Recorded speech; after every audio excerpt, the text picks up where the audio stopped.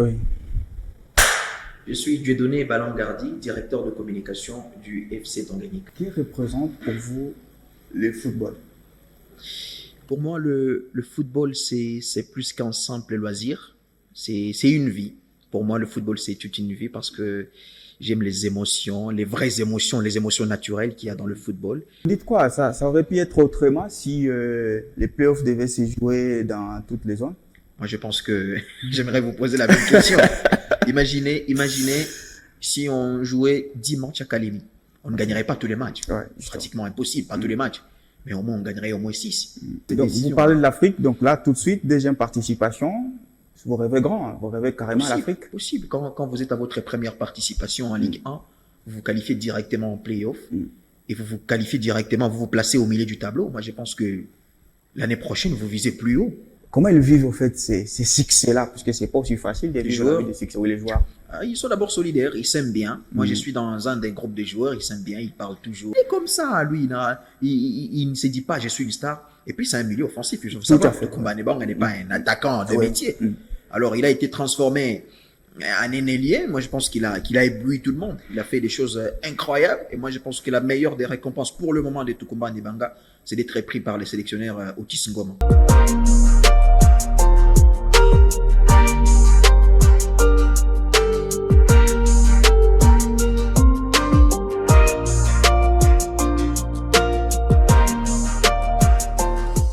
S'il vous est demandé de qualifier en un mot, justement, le parcours du FC Tanganyika de Kalemi après sa première participation à l'élite du football congolais, ça serait lequel? En effet, après une phase classique un peu plus prodigieuse, un peu emblématique, l'équipe de Kalemi a connu un début difficile lors de la phase des playoffs, puis il montait en puissance. Après la victoire face au tout-puissant Glebert Mazembe ou celle face à l'AS Vita Club de Kinshasa. Aujourd'hui, dans le Galactique, on refait les parcours de cette équipe de Kalemi après sa première participation. Bienvenue à toutes et à tous. Je suis Dieudonné Balangardi, directeur de communication du FC Tanganyika. Je suis là pour parler de mon équipe.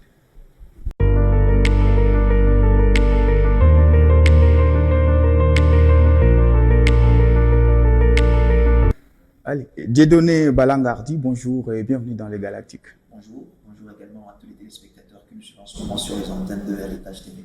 Alors, vous êtes ancien journaliste et sportif à la RTGT, à Kalemi, rédacteur en chef à la même chaîne, et maintenant, vous travaillez à la radio et télévision Horizon Plus. Bien sûr, oui. Et en prime, vous êtes directeur de communication du FC Tanganyika. Exactement. Alors, vous êtes visiblement quelqu'un qui aime des grosses responsabilités. Quand je regarde justement votre parcours, vous êtes jeune, ça c'est une évidence. Qui représente pour vous le football? Pour moi, le football, c'est plus qu'un simple loisir. C'est une vie. Pour moi, le football, c'est toute une vie parce que j'aime les émotions, les vraies émotions, les émotions naturelles qu'il y a dans le football. J'aime également le spectacle. J'aime me régaler, en fait. Pour moi, le football, c'est plus qu'un sport. C'est une vie pour moi. Aujourd'hui, vous êtes directeur de communication. C'est quoi directeur de communication donc?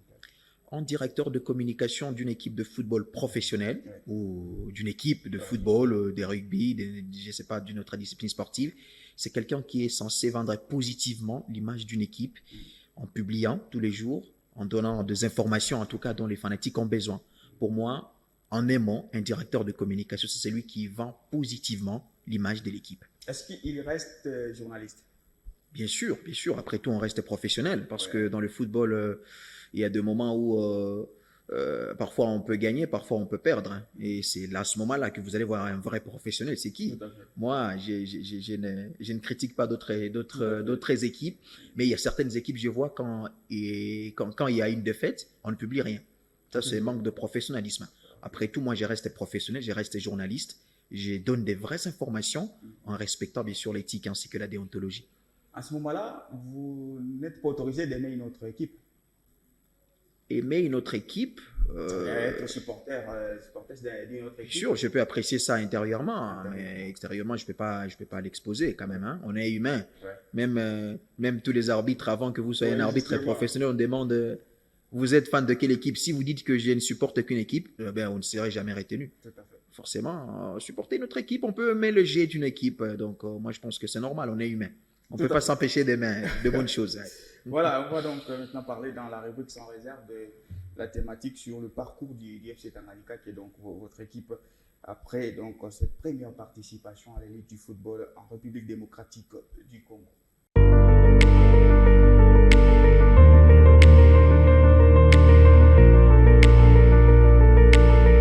Allez, s'il vous est demandé de qualifier justement en un mot le parcours du FC Tanganyika après sa première participation à l'élite du football congolais, ça serait lequel?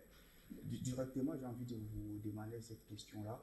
Comment vous qualifiez ces parcours du FC Tanganyika après cette première participation? En aimant, je dirais incroyable. Incroyable. En aimant, Ouais. incroyable. Pourquoi?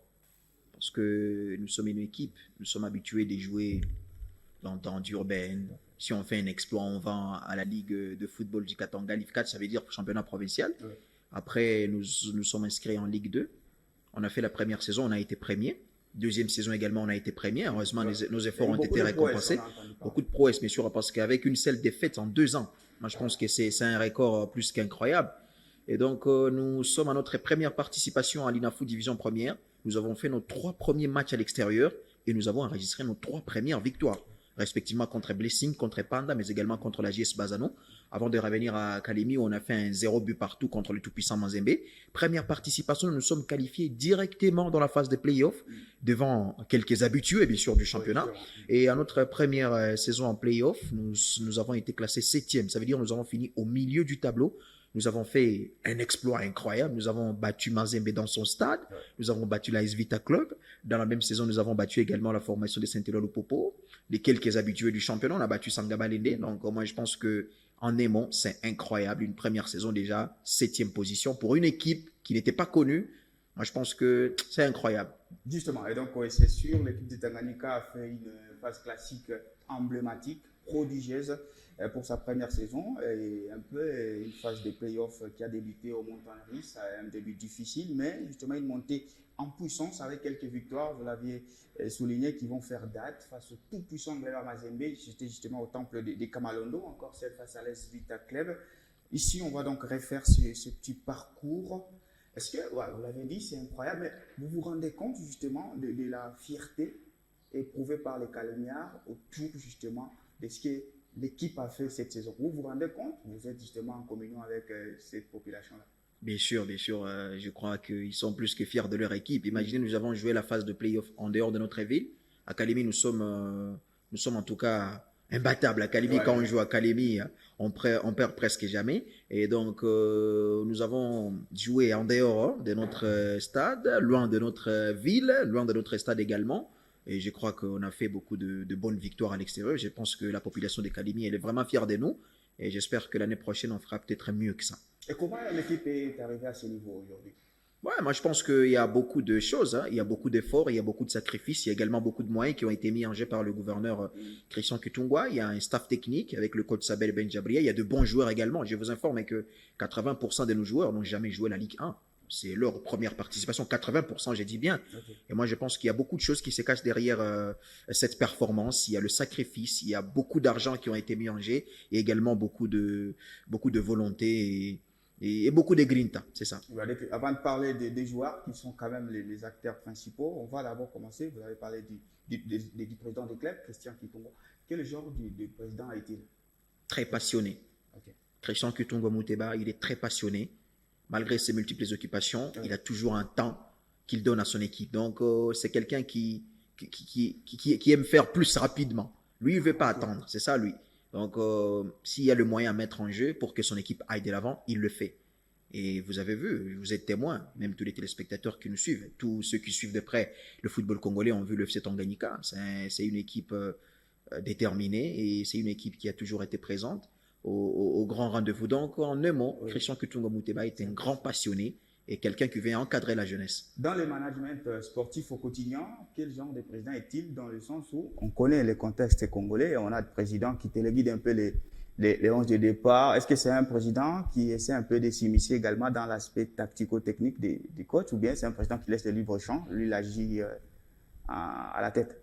Et Christian Kitungo Muteba, c'est quelqu'un qui laisse tout le monde faire son travail correctement. Okay. Moi, j'ai vu au quotidien avec les entraîneurs de l'équipe, jamais, au grand jamais, le président avait appelé le coach pour lui dire non, tu dois mettre celui-là à la place de tel. Non, non, non.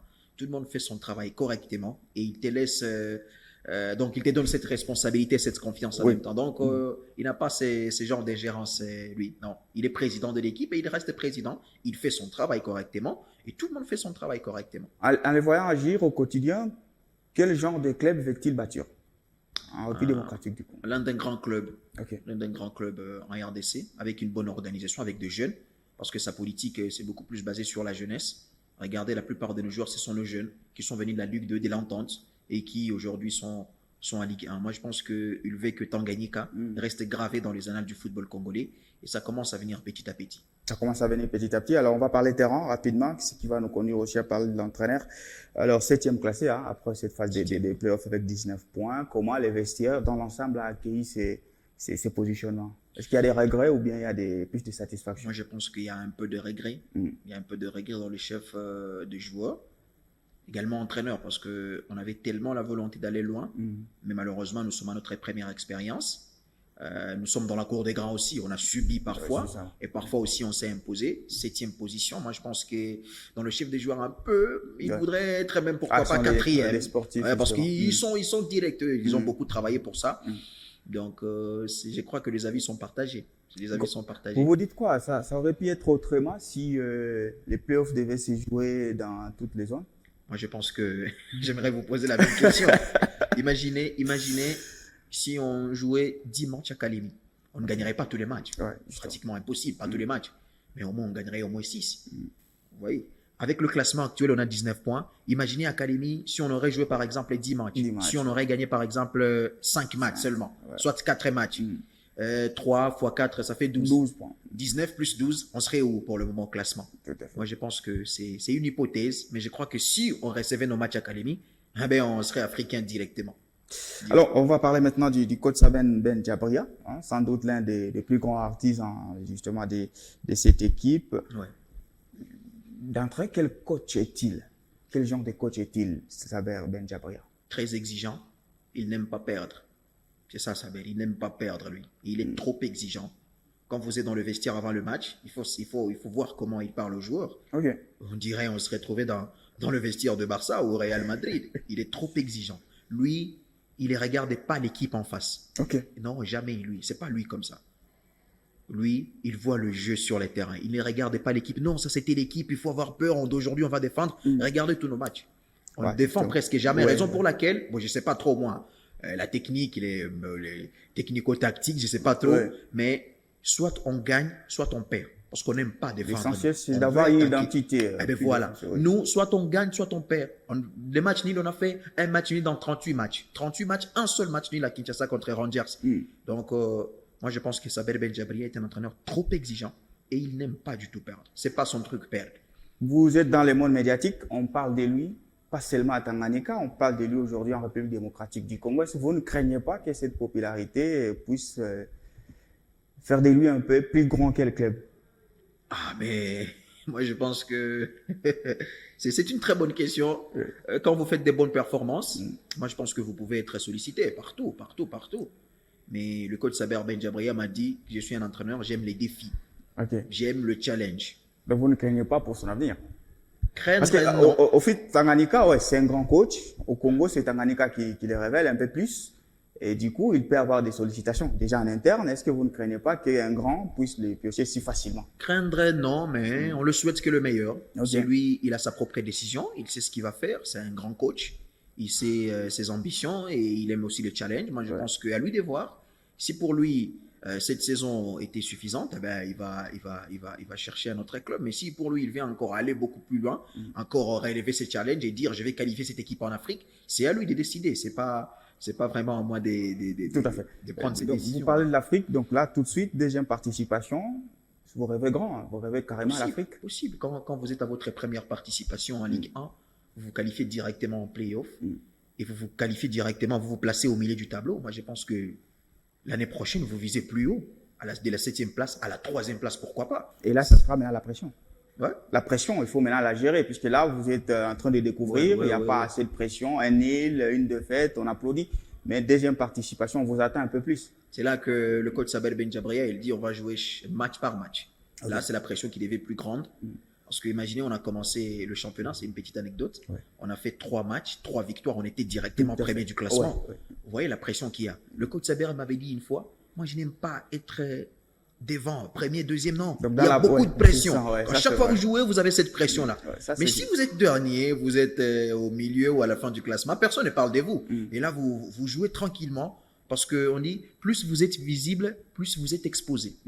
Moins vous êtes visible, en tout cas, plus vous vivez bien. Moi, je pense qu'il y a beaucoup plus de pression.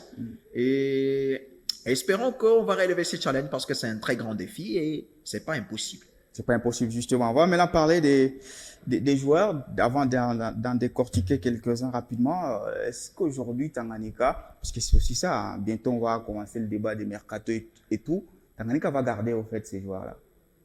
Tanganyika veut garder des joueurs. C'est pas tout le monde qui va rester. Il peut. Voilà, il y a certains joueurs qui pourraient rester et d'autres peuvent partir. Moi, je pense que ça dépend de la décision et du président, ensemble avec le même joueur, parce que le président veut également que le joueur quitte Tanganyika pour un très bon club. Ouais, c'est pas quitter Tanganyika pour un club qui ressemble, qui a un niveau un peu inférieur à Tanganyika. Parce qu'il y a une certaine logique dans la vie, qui a ces niveaux pour être là, et non là pour là. Non, c'est impossible. Moi, je pense que le président du club va se battre pour ça, pour voir les joueurs qui vont rester, et pour voir si on va signer d'autres nouveaux joueurs. Parce que normalement, c'est ça, parce qu'on avait également besoin d'une certaine expérience. La plupart de nos joueurs ne sont pas habitués de la Ligue 1. Ouais. On a pris quelques grands noms, notamment Michael Wango, ancien de club Al Hilal du Soudan. Et moi, je pense qu'on aura également besoin de l'expérience, encore avec également de la jeunesse.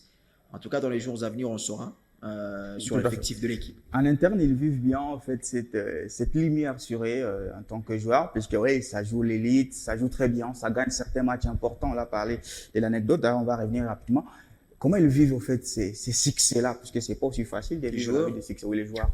Ils sont d'abord solidaires, ils s'aiment bien. Moi, je suis dans un des groupes de joueurs, ils s'aiment bien, ils parlent toujours. Il n'y a pas de concurrence dans notre équipe. C'est ça que j'aime. On n'a pas de concurrence, on dit non, il faut que moi, non. Celui qui entre et joue, ça va, on l'applaudit. Celui qui sort, on l'applaudit. Nous sommes une équipe bien organisée. Moi, je pense que ça fait partie de nos secrets. Okay. Il y a cette entente-là entre les joueurs. Ils parlent bien, ils parlent tous bien. Ils parlent le même langage. Et moi, je pense que quand vous êtes unis, vous avez forcément de bons résultats. Et j'espère que ça va continuer ainsi. Alors, la phase de playoff, il y a quand même 2 victoires, on l'a dit, qui vont faire date. Celle face au TP Engraver Mazembe. Lors de la conférence de presse d'avant-match, je crois, le coach, il promet quand même un grand match. Il vous dit, attention, on va faire un bon match. Et il réalise des contre 1 après le match dans le vestiaire. Est-ce que vous pouvez nous expliquer un peu l'anecdote? Il y a quelque chose d'extraordinaire qui a été vécu dans ce vestiaire-là? On venait d'une victoire face à Sangaba Lendia Kinshasa. Oui. C'était la première victoire après avoir subi 3 défaites d'affilée. Nous sommes rentrés à Lubumbashi. On devrait jouer contre des SMP. On a perdu 1-0. Ouais, 1-0. Encore, il fallait jouer contre Mazembe.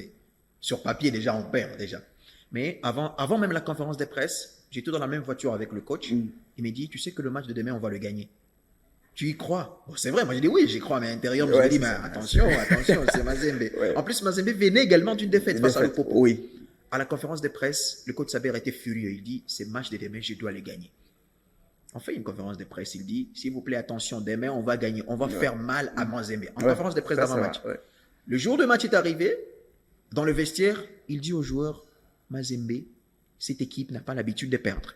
Ils n'ont pas l'habitude de perdre. Et vous allez voir aujourd'hui, nous allons faire une première mi-temps de malade.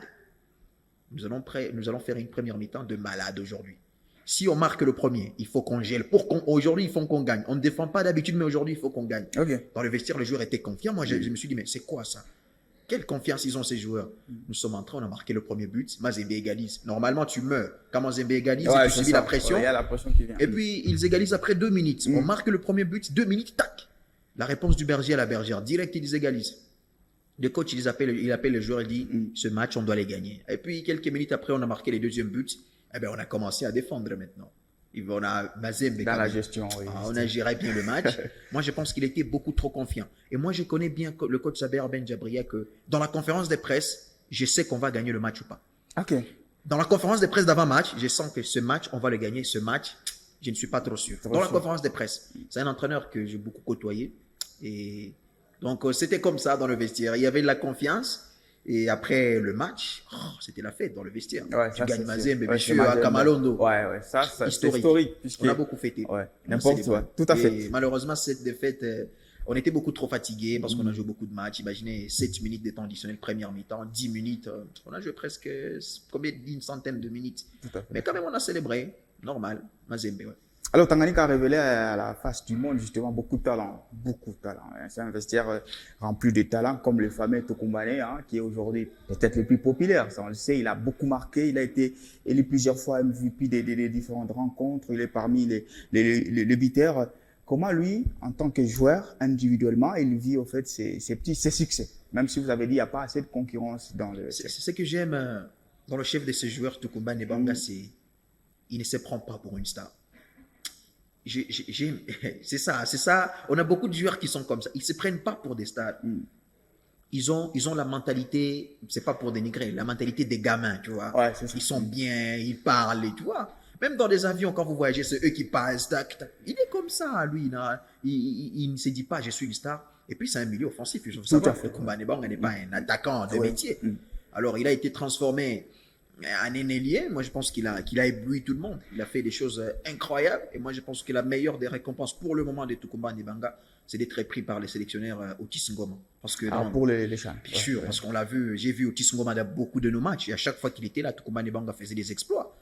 Et donc, c'est un joueur qui ne se prend pas pour une star. Et moi, je pense que c'est l'un des secrets de sa performance. Et il travaille beaucoup dur. Toujours, il est à l'entraînement. Ouais, il les dégage même sur le terrain. C'est un joueur extraordinaire. Physiquement, moi, j'ai parlé avec le préparateur physique du club, Oussama Arlif. Il m'a dit, je suis préparateur physique, mais un joueur physiquement fort comme Tokumbane Banga, oui, bien sûr, ils sont FC Tanganyika, mais c'est un joueur extraordinaire.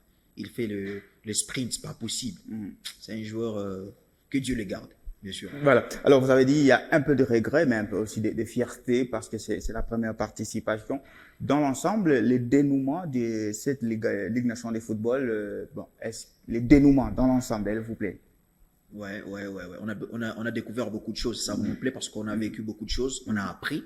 Et également, moi, je pense que, en général, en tout cas, ça m'a plu parce que on a beaucoup appris et on a découvert la vraie ambiance de la Ligue 1, ce qui se passe en interne, tu vois, avec tout, avec le joueur, avec les coachs, avec les arbitres, tout. Hein. Donc, sincèrement, c'était une très bonne expérience. On a beaucoup appris et j'espère que plus on apprend, plus on devient grand. Et pour l'instant, c'est les vacances déjà?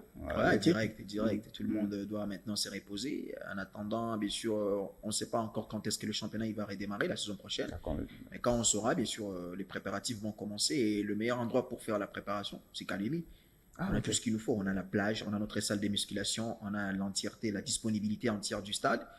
Et donc, les vacances ont déjà commencé. Oui. Tout le monde bientôt va rentrer à la maison, profiter. Les coachs vont rentrer, le joueur aussi. Il y a ceux qui vont partir à Kinshasa, il y a ceux qui vont rester à Lubumbashi, d'autres vont partir à Kalemi. Et donc, ce sont les vacances qui commencent. Voilà, on a dans l'ensemble survolé un peu les parcours de cette équipe de FC Tanganyika, mais il y a d'autres rubriques qui viennent, qui vont nous permettre toujours de revenir sur cette équipe du FC Tanganyika. On va prendre la rubrique défi.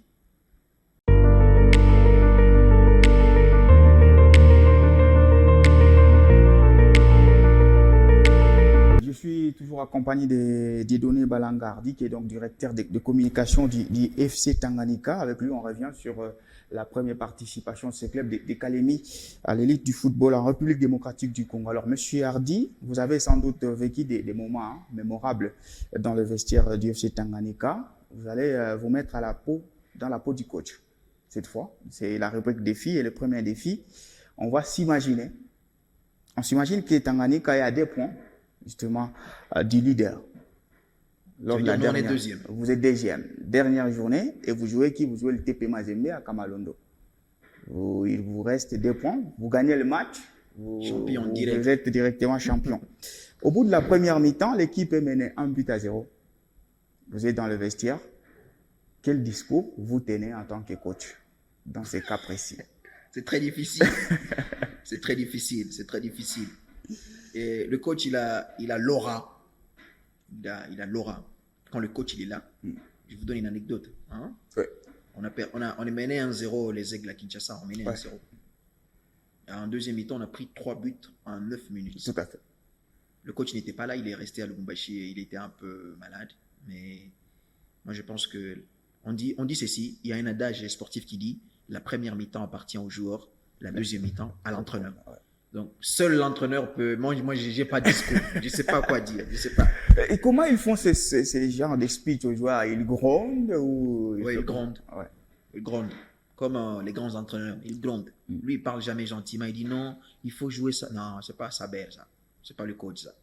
Par exemple, les matchs dont vous faites allusion face à l'Aigle du Congo, l'opinion n'a pas compris comment, tout d'un coup, dans 9 minutes, tout est parti en vrille. C'est l'absence du coach. La première mi-temps appartient au joueur, la deuxième à l'entraîneur. Ouais. Moi, je pense que si l'entraîneur serait là, moi, je pense que les résultats ne seraient pas le même peut-être. Ouais. Parce qu'on n'a jamais marqué le premier but et puis perdre après. Jamais de la vie. C'était la première fois et c'était la première fois que le coach n'était pas là. Ok. Vous imaginez, là, si on marque le premier, c'est forcément ce qu'on va gagner le match. Il n'y aura pas de nul. Ça, il faut savoir. Si on marque un premier, c'est qu'on va gagner le match. Et la première fois, on a marqué le premier, le coach n'était pas là et on n'a pas gagné le match.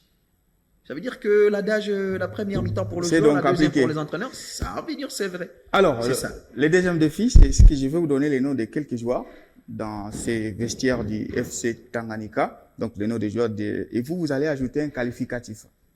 Justement, par rapport à leur parcours, on va commencer avec Lucas Siplamedi. Lucas Siplamedi. En un mot, hein. Athlétique. Très athlétique. Mais il a été un tout petit peu dans l'ombre lors de la phase des playoffs. Ouais. Aujourd'hui, nous sommes au XXIe siècle, il y a des choses qui ont changé. Ouais. Un numéro 9 n'a pas seulement l'objectif de marquer. Dans le football moderne, il peut aussi contribuer au jeu. Tout à fait. Il peut aussi faire des passes décisives. Lucas Siplamedi a fait beaucoup de passes décisives. Il a fait beaucoup de passes décisives que de buts. Donc moi, je pense qu'on ne peut pas seulement les juger en termes de buts qu'il a marqué, parce qu'il n'a pas marqué de but en playoff malheureusement. Mais il a contribué quand même à certaines de nos victoires. Athlétique, c'est ce que vous avez dit. Athlétique. Tukumba Nebanga. Ce joueur-là en Nemo, comment je vais dire, Tukumba Nebanga Nemo, magique. Magique. Milongo Ramazani. Autoritaire. Autoritaire. Le capitaine, ouais, lui, il dégage quand même en fait une très autoritaire. Présence, ouais, très autoritaire. Il y a l'aura d'un capitaine. Ouais, très autoritaire. Enoch Ndaye. Enoch Ndaye, technicien. Technicien. Oh, incroyable. Technicien. Ok. Michael Wango. Michael Wango, je dirais très confiant. Ok. Très confiant. C'est ça la qualité de Wango. Il est très confiant de lui. Il est très sûr de lui. Très confiant en Nemo. Très confiant. Il marque son premier but alors la phase des playoffs, je crois, à Kinshasa, c'est ça? Bien sûr, à Kinshasa, en playoff. Il a marqué contre Angever. Oui. Mais déjà, durant la phase classique, il avait marqué son premier but à Kalemi contre US Panda. Il a 3 buts marqués des coups de tête. Ok. Panda, Angever et sa célébration, Angers. Il a l'impression d'être libéré de quelque chose. Son premier but en playoff, on le voit, et un joueur libéré. Je crois que c'était son premier match déjà. Oui. Son premier match, il a marqué son premier but. D'habitude, il ne célébrait pas à lui. C'est pour ça que je dis qu'il est très confiant. Il marque, il est tranquille. Tranquille, c'est ça Wango. Dan Baya. Dan Baya, il est en Nemo, qualificatif très rapide. Ah ok, très rapide. Ouais. Dan Baya rapide. C'est lui qui offre la victoire, ça c'est Ngabalende, je crois. Bien sûr, avec un but incroyable, un but de classe mondiale. Très rapide, Dan. Umbamos. Umbamos, très malin. Ah ok. Très malin. Il est malin, Umbamos. Il est très malin. D'ailleurs, en parlant de ça, on va un peu avoir quelques anecdotes de ce vestiaire-là. On sait que c'est une sacrée expérience qu'il venait de vivre. Dans ce vestiaire, quel joueur est le plus comique? Le plus comique, je crois, il y a beaucoup de joueurs. C'est lui qui plaît à tout le monde. Ouais. Ça, il y a beaucoup de joueurs qui nous font rire. Mais moi, je dirais Kazadi Kabongo. Kazadi Kabongo. Ouais, c'est le plus comique, Kazadi Kabongo. Tout à fait. Il fait rire tout le monde. Quand il est là, tout le monde, vous êtes obligé de rire. Il a une bonne relation avec tout le monde. Tout le monde, il est bien. C'est lui d'ailleurs le vice-capitaine. Tout à fait. En l'absence de Rama, c'est lui qui prend le brassard. C'est un bon joueur aussi. Les plus sérieux? Les plus sérieux? Oui. Qui parlent rarement? Oui. Qui a en son coin, toujours concentré et tout. Je dirais, à chaque fois, c'est lui qui parle moins. Celui qui parle moins, c'est Wango. Il parle moins. Ouais. Avant le match, il parle moins. Oui. Les plus stylés? Enoch. Ah! Enoch, il est plus stylé, direct, toujours Enoch. J'ai pas hésité, direct. Tout à fait. Le plus stylé, ça me vient directement, Enoch. Voilà, donc c'était un peu quelques défis auxquels vous devriez être confrontés. On va directement prendre une autre rubrique dans notre émission Les Galactiques.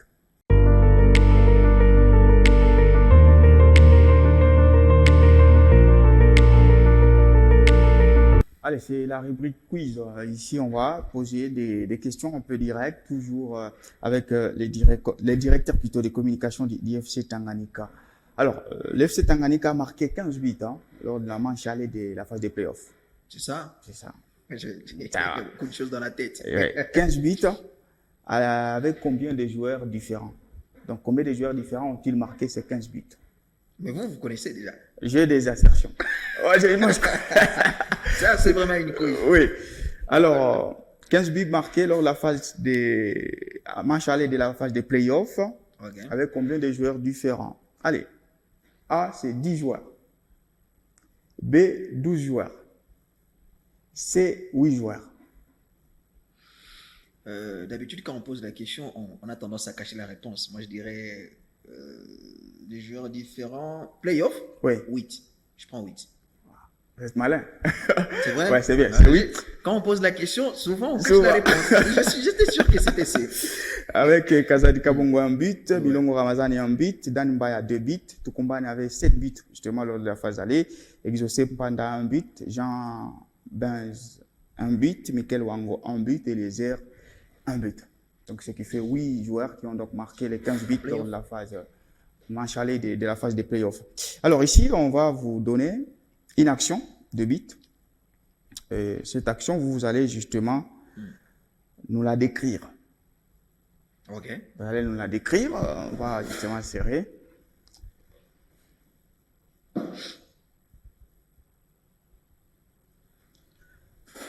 Alors, c'est face à l'équipe de Daring Clément-Mapembe, match que vous avez perdu en but à 0. Et il y a Enoch Ndai qui va être fauché. Il y aura justement un coup franc. Alors, vous allez nous décrire comment on va se jouer ce coup franc. L'issue donc de cette action. L'issue de cette action, moi je pense que le ballon va aller à Karel Tuite, notre latéral droit, et je devine qu'il va faire un centre en surface de réparation, et puis il y aura un coup de tête d'Eliezer Nimbo. Je sais pas trop. Hein. Ouais, c'est une vidéo que j'ai prise justement sur votre compte. Okay. Ça ne sera pas forcément ça, mais vous avez quand même. J'ai essayé. Hein. Vous avez essayé. Il y a un centre en surface de réparation. Il va être cherché. Okay. Quand il sera cherché, Karel Tuité, il sera fauché dans la surface de réparation. Et là, il n'a pas sifflé faute. Il n'a pas sifflé faute. Ouais, je me souviens de l'action. Ouais. Vous vous souvenez, c'est juste avant le match. Hein, tu sais, normalement, il y avait faute, mais celui qui a mis en doute l'arbitre, c'est le même joueur, Karel Tuité. Ok. Il était fauché, mais il a hésité pour tomber. S'il serait tombé au moment où il a été fauché, ça serait pénalty direct. Lui-même, il a hésité. Ouais. C'est ça, je me souviens de cette action. Tout à fait. Ouais. Alors, on va finir justement notre émission Les Galactiques avec la rubrique Maxime, dans laquelle vous serez obligé, je vous donne quelques variables, non propres, non communs ou mots, et vous allez faire une citation propre à vous. Vous êtes prêts? On va voir, on va essayer, ouais. D'accord.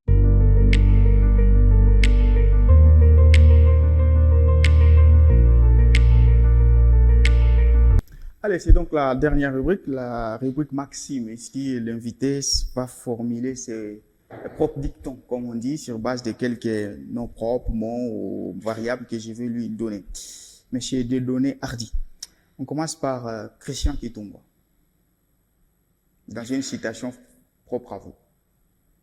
Plus le combat est dur, plus la victoire est belle. Voilà. FC Tanganyika. La patience finit par payer.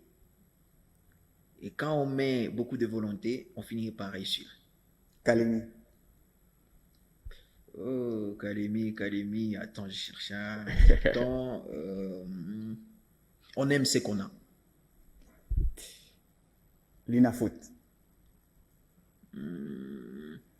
L'organisation est la clé de tout. La vie. La vie comme ça. La vie, il faut beaucoup travailler, beaucoup prier. Okay. Yeah. L'argent. Il faut en avoir. Il faut avoir l'argent. C'est bien, mais c'est mieux d'en avoir plus.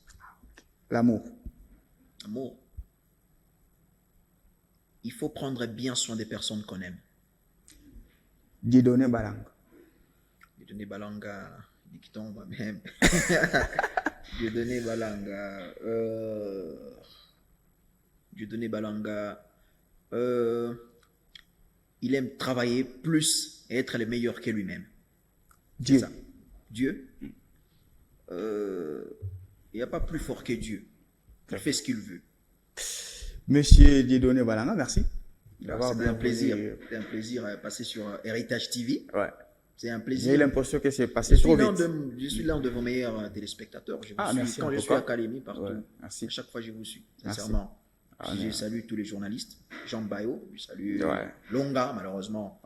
C'est lui qui m'a formé quand j'étais à la RTGT. Quand j'ai vu RTGT, je me suis dit... C'est lui qui m'a formé, c'est lui qui m'a appris. J'ai commencé un peu, malheureusement, quand j'ai commencé à la RTGT, lui, il était déjà parti. Plaisir de passer sur le plateau d'Héritage. Moi, je pense que c'est mémorable. Merci en tout cas et au revoir.